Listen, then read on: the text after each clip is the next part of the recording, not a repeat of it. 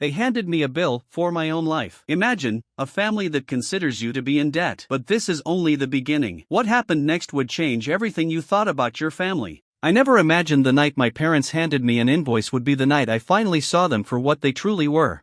It wasn't some dramatic confrontation or shouting match. No, it was colder than that. Dad sat at the kitchen table, his face unreadable, and slid a crisp sheet of paper across to me, eyes fixed on mine as if this was the most natural thing in the world. "You owe us," he said, voice steady like he was stating the weather. I unfolded the paper and stared down at the itemized list, a ledger of my life from their perspective: rent, groceries, utilities, medical expenses, even gas money for rides I had as a kid. The numbers swelled, adding up to nearly $80,000.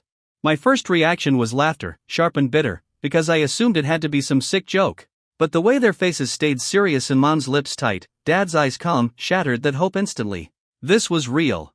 They actually expected me to pay them back for raising me, as if I was a tenant instead of their son. I wanted to throw the paper across the room, scream that they'd never once asked for a dime, never once treated me like anything but an obligation, but instead I reached into my pocket and pulled out my own invoice.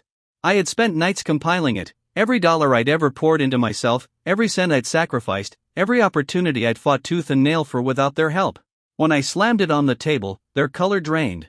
The silence stretched between us, heavy and accusing, but the truth was clear: they never saw me as family. To them, I was a balance sheet, an investment to be calculated and repaid, never a person. Growing up with them was like walking a tightrope with no safety net. I was the invisible son, the one who had to earn every scrap of affection and every bit of support. George, my younger brother, slid through life with a silver spoon they polished just for him.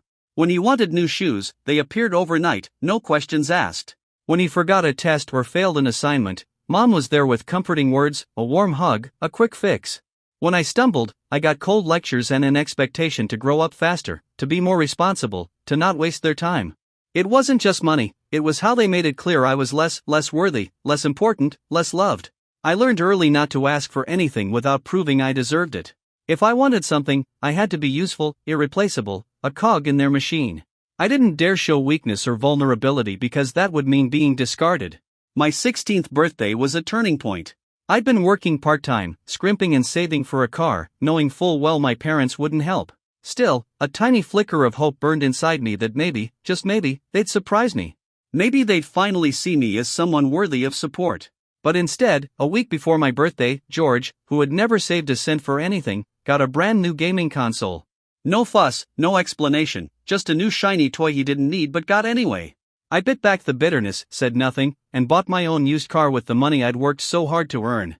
I moved out as soon as I could, desperate to escape the silent judgment and conditional love.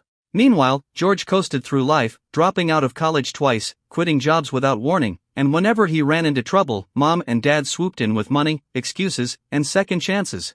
I should have cut them off completely after that, but a foolish part of me held on, hoping adulthood would bring respect, that things might change. But they didn't. Years later, I thought maybe I was finally free. I bought gifts early for the holidays, carefully chosen for my parents, for George, for his wife and their kids. I was hopeful. Maybe this year would be different. But when I showed up on their porch, bags in hand, Mom opened the door and said flatly, "We don't want you here this year." I stood frozen, unable to respond, the cold sinking into my bones. Then Jacob, George's arrogant brother-in-law, spoke from behind her, "This is no place for losers. You're really starting to wear on all of us." No explanation. No apology. Just that. Humiliation, rage, confusion, those feelings swirled inside me, but I kept my composure. I left without another word. But the sting lingered, gnawing away at my pride. Later, I went back inside their house to find them whispering and pretending nothing happened. Jacob sat on the couch, scrolling on his phone, as if I was the problem. I asked why I wasn't welcome, what I had done. Jacob didn't even look up. He smiled and said I'd been slacking, that the kids barely got anything from me this year. I told him I'd spent hundreds on presents, more than last year, but that only earned a shrug. Mom then awkwardly said, "But you just bought a new car." The car was on credit, I reminded them, and even if it wasn't, how did that make me responsible for George's kids? Jacob leaned back, cool and arrogant. "You make the most money. Families help each other. You've always done that." Kelly, his wife, looked down, embarrassed. I stared at all of them and said, "If that's how you see me, fine. I don't belong here." I walked away from them for good. Sitting in my car that night, I realized this was never about Christmas or money. It was about a lifetime of being taken for granted, of being expected to fill holes that weren't mine, of being the invisible safety net, the background prop in their lives. I vowed then that this chapter was closed. But deep down, I knew the story wasn't over. Because sometimes, the debts your family racks up aren't just financial, they're emotional. And those debts never disappear. They fester. They haunt. They demand payment, sometimes in ways you least expect. I thought walking away was the end, but it was just the beginning of a darker spiral. After that Christmas, the silence from my family was deafening. No calls, no texts, no visits, like I had become a ghost. Yet, the weight of their rejection clung to me, suffocating and relentless. I kept telling myself I was better off without them, that I didn't need their approval or their toxic love. But every day, that tiny crack in my resolve grew, until it became a canyon of doubt and anger. What hurt most wasn't their silence, it was how they twisted every memory, every sacrifice I'd made, into proof I was less than them, not worthy of belonging. I replayed every Christmas, every birthday, every family dinner in my mind like a movie I wanted to burn. Their smiles when George won praise, their cold indifference when I succeeded, the way they told me I should be grateful for the scraps thrown my way, as if that was a kindness. I tried to move on, building my own life, forging friendships that didn't demand payment or proof of worth. But in the quiet moments, late at night, when the world was asleep, I felt the pull of that old, familiar hurt. I wanted to lash out, to make them regret how they treated me. But how? Revenge felt like a dark, slippery slope. Was I ready to become the person they thought I was? The angry, bitter son they wrote off? I caught myself more than once, staring into the mirror, asking who I had become. Then came the unexpected message. It was from George, my brother, the golden child, the favored one. The message was simple, almost casual. We need to talk. Family meeting. Sunday, 3 p.m. Be there. My heart thumped in confusion. After years of silence, why now? Was this some trap? A power play? I debated ignoring it, convinced this was a ploy to control me again. But something deeper urged me to go. When I arrived, the house was the same, but the atmosphere was charged, electric. Mom and Dad sat at the kitchen table, expressions serious, rehearsed. George slouched on the couch, bored, disinterested. It felt like a bad episode of a show I'd been cast in unwillingly. Dad motioned to a chair. "Sit down," he said, voice calm but cold. Mom reached into a folder and slid a paper toward me. I picked it up, already knowing what it would be. Another bill? Another demand? My eyes scanned the words "an invoice." Like before, but longer, more detailed. The line items dug deeper: tuition, medical expenses, food, utilities, even emotional support. The total was staggering, close to $80,000 again. I felt my stomach twist, nausea rising. "This isn't real," I whispered. Dad's gaze hardened. "Raising a kid is expensive. You had a roof, food, education. Now it's time to give back." I wanted to scream, to throw the paper, to tear the folder apart. Instead, I kept my voice steady. "Give back? After everything, you want me to pay you? For what? For ignoring me? For letting my brother coast while I worked my ass off? For treating me like a stranger in my own home?" Mom's eyes flickered, but she said nothing. George just smirked, the same smug expression that had haunted me for years. Then Dad dropped the bomb. "We're only charging you this much because we're being generous." Generous. The word tasted like ash. I saw it then, the whole charade laid bare. This was never about money. It was control. Punishment. A way to keep me in my place, a reminder that I owed them not just my childhood but my obedience and submission forever. I stood up, heart pounding, voice shaking but loud enough for them to hear. "You don't get to decide what I owe. I'm done being your bank, your servant, your punchline." I grabbed my coat and walked out before anyone could say a word. Outside, the cold night air hit me like a shockwave, clearing my head, fueling my resolve. But beneath the anger, a darker truth nodded me. How much of my life had I wasted chasing their approval? How much had I given away in hope they'd love me back? As I walked to my car, my phone buzzed with a new message. It was from an unknown number. I opened it. The text was simple but chilling: "You can't run from family forever." I looked up at the empty street, shadows lengthening around me. And I realized, this war wasn't over. Not by a long shot. Somewhere deep inside, a part of me wanted to believe in reconciliation, in forgiveness, in a family that might never have existed. But another, darker part whispered a terrifying promise: sometimes, to survive, you have to burn down everything you thought was home and watch the ashes to make sure nothing grows back. The next few days after that meeting were a fog of anger, confusion, and something that felt dangerously close to numbness. I kept replaying their faces, the calm, almost clinical way they handed me that invoice like I was some debtor instead of their son. George's bored smirk burned into my memory, a reminder that my brother, the so-called golden child, had always played a part in this twisted family game. I wanted to hate him, to scream that he was just as complicit as mom and dad, but a small, bitter part of me wondered if he was just as trapped. Maybe he knew no different. I sat in my apartment, the silence deafening, the weight of their rejection pressing down on my chest. I was 31, supposedly an adult with a life, a job, friends. Yet here I was, feeling like a scared teenager again, wondering how I had let it get this far. Then came the knock on my door. It was unexpected, sharp, urgent. I opened it to find a woman I barely recognized, her eyes tired but determined. She introduced herself as Lila, a private investigator. She'd been hired anonymously to look into the family dynamics. At first, I thought it was a joke. Who would pay for this? Who wanted to dig into this mess? But the more I talked to her, the clearer it became. Someone was watching, someone cared more than I thought, or wanted to stir the pot for their own reasons. Lila handed me a folder filled with photos, text messages, bank statements, evidence of things I had suspected but never confirmed. Secret loans from my account to George, payments for his mortgage, unexplained withdrawals. Worse, messages where my parents called me the project, discussing how long they could keep milking me before I broke. It wasn't just neglect, it was exploitation. But then there was a twist I didn't expect.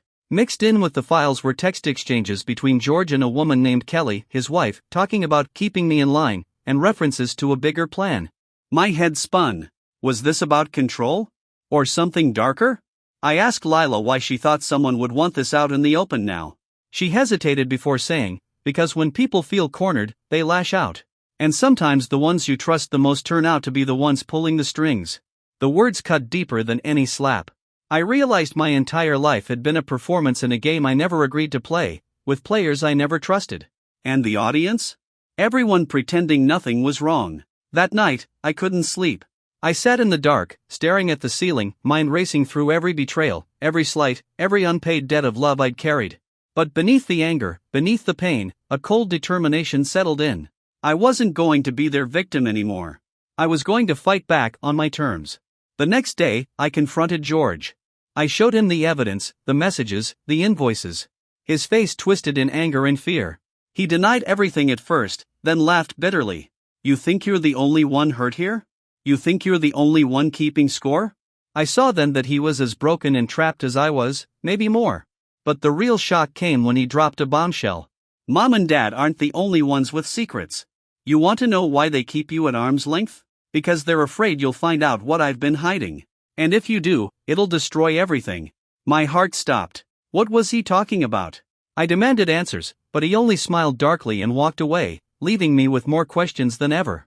That night, as I sat with Lila going through more files, my phone buzzed again. A new message, from an unknown number. You're closer than you think. Watch your back. I swallowed hard. The game had changed. This was no longer about family debts or childhood scars. This was a war, and I was the unwitting soldier caught in the crossfire. Somewhere, in the shadows of their lies and half-truths, the real story waited. A story I wasn't sure I wanted to uncover, but now I had no choice. Because some debts demand payment, not in money, but in blood and secrets. And I was about to collect /. Days passed, but the unease never left me. Every message, every whispered phone call, every shadow in the corner of my vision reminded me I was no longer safe in the life I thought I controlled. I began to question everything I had ever believed about my family and about myself. Who was I, really? Just a pawn, a cash cow, or something more dangerous? I started digging on my own, using the scraps Lila gave me as breadcrumbs. Late nights became my norm, scrolling through bank statements, old photos, and digital conversations that revealed a far more tangled web than I could have imagined. What hit me hardest was the discovery that my parents' generosity was a front for a decades-long scheme of manipulation and control. The money they funneled to George wasn't charity, it was a calculated investment in silence and compliance. But what truly shattered me was learning about the arrangement George had made behind their backs. Kelly, his wife, wasn't just a passive player, she was an enforcer, a gatekeeper, someone who thrived on keeping me in my place. Their messages weren't just about family squabbles, they talked about breaking me, about reminding me who holds the cards. One night, I found an audio file hidden deep in the folder Lila gave me. It was a recording of a conversation between George and Kelly, laughter dripping with cruelty as they planned a lesson for me. The thought that they could be plotting against me, plotting to humiliate and control me, turned my stomach into ice. But what I couldn't shake was the memory of my mother's cold smile as she slid that invoice across the table, the way Dad's eyes never met mine. Their indifference wasn't born of neglect, it was strategy. I felt like I'd been trapped in a psychological cage, and only now was the lock turning. Then, one night, everything exploded. My phone lit up with a video message, no sender, no warning. I clicked it open. The grainy footage showed my parents' living room, empty except for a camera set up in the corner. A voice, a calm, menacing, echoed through the room. You think you're the victim? You don't know the half of it. We made sacrifices for this family. We held it together. And now you want to tear it all down? The camera panned, revealing photos of me pinned to the wall, crossed out with red XS. My breath caught. The message ended with a chilling promise, this is your last warning. Fear wrapped around me like a shroud. Who had sent this? Was it them? George and Kelly? Someone else? I was no longer sure who to trust. The next day, I confronted Lila. She admitted that whoever hired her wanted me to know the truth, but only part of it. The rest? That was for me to discover. I felt like a puppet in a game with invisible strings. But amidst the fear, a darker resolve grew. I wasn't going to back down. I couldn't. The debts they demanded weren't just money or respect, they were my very identity. To repay would be to lose myself completely. I started making plans, not just to survive, but to fight back. I enlisted a small circle of trusted friends, people who knew fragments of my story and were willing to help. Together, we began to unravel the threads of lies and deceit, tracing back to secrets that had been buried for decades. I uncovered that George's success, my parents' comfort, and even my own struggles were part of a twisted ecosystem of control, betrayal, and silent suffering. And somewhere beneath it all was a truth so explosive it could shatter the family forever. But with each new discovery, the danger grew. My phone buzzed constantly with threats, my car was keyed one night outside the apartment, and once, someone left a dead animal on my doorstep, an unmistakable message. Yet, even as the walls closed in, I felt the fire inside me ignite. I wasn't the invisible son anymore. I was a reckoning waiting to happen. But the deeper I delved, the more I realized I wasn't just fighting my family, I was fighting a legacy of secrets, lies, and dark debts that stretched back farther than I ever imagined. And in this game, the stakes were higher than money or pride. They were life and death. Somewhere in the shadows, the puppet master was watching, waiting for me to make a mistake. But I wouldn't give them that satisfaction. I was done being the background noise. Now, I was the storm. The closer I got to the truth, the more the walls closed in. Threats turned into outright intimidation, and fear seeped into every corner of my life. Yet, there was no turning back. The secrets I uncovered were worse than I imagined, not just financial manipulation, but betrayals layered with deception and hidden alliances that ripped through the foundation of my family. It turned out George wasn't just a spoiled brat or a lazy leech, he was the centerpiece in a scheme engineered by Mom and Dad to maintain control over everything and everyone, including me. They had carefully cultivated him to be the perfect golden child, the one who'd carry the family legacy, while they systematically erased me from the equation. But that wasn't the worst part. The darkest secret was buried in a cold, forgotten folder, an adoption certificate signed decades ago. It wasn't George who was their biological son. It was me. My real brother had been given preferential treatment all his life, while I was a secret child taken in, a placeholder to protect appearances. The truth shattered me. The betrayal was so deep, so absolute, it shook the very ground I stood on. Suddenly, every slight, every moment of neglect, every cruel word fell into place. I wasn't just invisible, I was a lie. That revelation became a double-edged sword. On one side, it explained the years of coldness and exploitation, on the other, it deepened the wounds and the question, who was I if I wasn't even their blood? But I refused to crumble. If they thought erasing my existence would break me, they were wrong. I confronted my parents with the evidence, the invoices, the schemes, the truth about my identity. Dad tried to deflect, Mom's eyes glistened with tears, but the damage was done. George stood silent, his smirk replaced by something unrecognizable, fear or shame, I wasn't sure. In the end, I didn't want their pity or apologies. I wanted freedom. I wanted to be my own person, not a footnote in their story. I cut every last tie. The house, the money, the lies, they were theirs, not mine. I walked away from that poisoned legacy with my head held high, ready to build a new life on my own terms. And as I left, I felt a strange kind of peace, the peace of someone who'd finally reclaimed his story from the ashes of betrayal. But the war left scars. Scars that whispered in quiet moments. Scars that reminded me the price of survival isn't always victory. Yet, despite it all, I know this: no invoice, no family betrayal, no secret could ever erase the man I am. I am not a debt. I am not a lie. I am the reckoning. And now, finally, I am free.